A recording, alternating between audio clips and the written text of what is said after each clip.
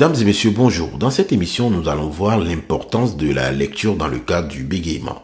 Nous appuierons bien sûr l'importance de la lecture par quelques études scientifiques, puis nous verrons étape par étape, à partir d'exemples concrets, comment utiliser la lecture pour améliorer la fluence de sa parole. Je suis Dodi Bédaon, orthophoniste de formation, mais également docteur en sciences du langage et créateur de la chaîne Bégaiement de A à Z. Tout d'abord, commençons par comprendre l'importance de la lecture à haute voix.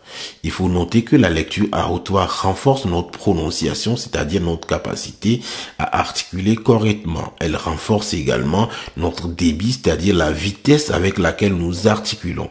Et pour finir, elle permet d'avoir plus confiance en notre capacité de communication. Chez la personne qui bégaye, la lecture à haute voix va donc favoriser ou améliorer la coordination motrice et également réduire le stress lié au bégaiement.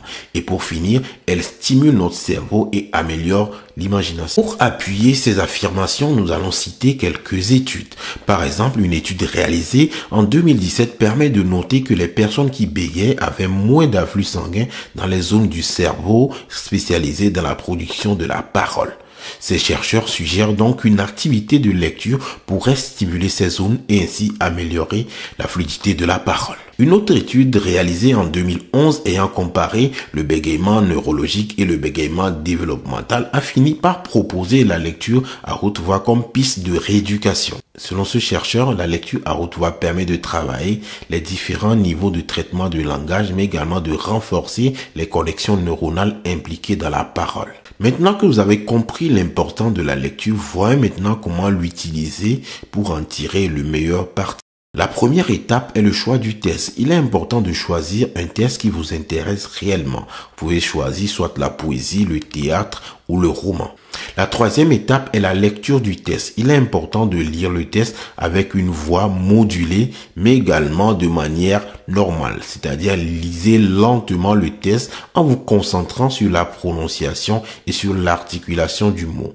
Il faut donc éviter de lire trop rapidement, ce qui va nuire à l'articulation des mots. Il convient donc de lire le test 2 ou 3 fois en suivant ces consignes, c'est-à-dire en lisant le test avec une articulation normale, précise et concise, mais également en suivant une voix modulée. Ensuite, on va chercher à améliorer, à varier la lecture du test. Mais comment? Premièrement, on peut lire le test ou on peut relire le test en variant les émotions. C'est-à-dire, on peut lire le test en imitant la joie, la tristesse ou la colère. Cela permettra de travailler votre intonation et également votre expressivité. Cela est important dans le cadre du bégaiement.